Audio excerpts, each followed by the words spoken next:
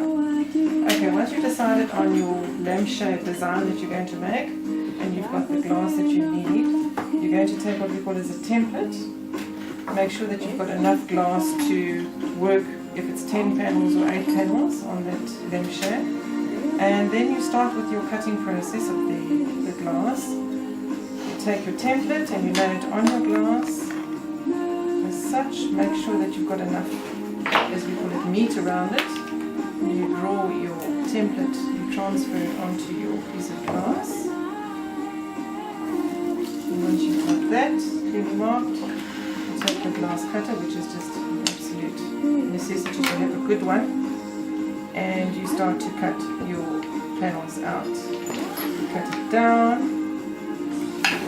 I'm not going to actually cut a piece out. You cut your design out properly.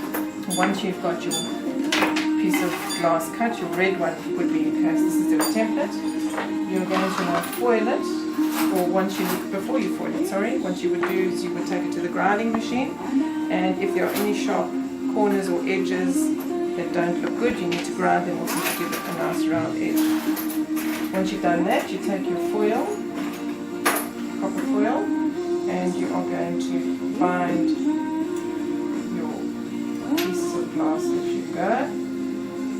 Once you've gone all the way around it, the next thing you will need is your solder iron. Needs to be nice and warm. And you take your flux, which is an acid base, and your solder. You're imagining that this has got the copper foil around it now, and you've got your second piece laying next to it. Let's pretend those are two red pieces of glass. We've got the copper foil in between. The solder iron is on nice and hot. You're going to flux it. You're going to take your solder with a hot solder iron, and you're going to work it into a nice bead all the way down there, so that two pieces of glass join, your two panels are joining.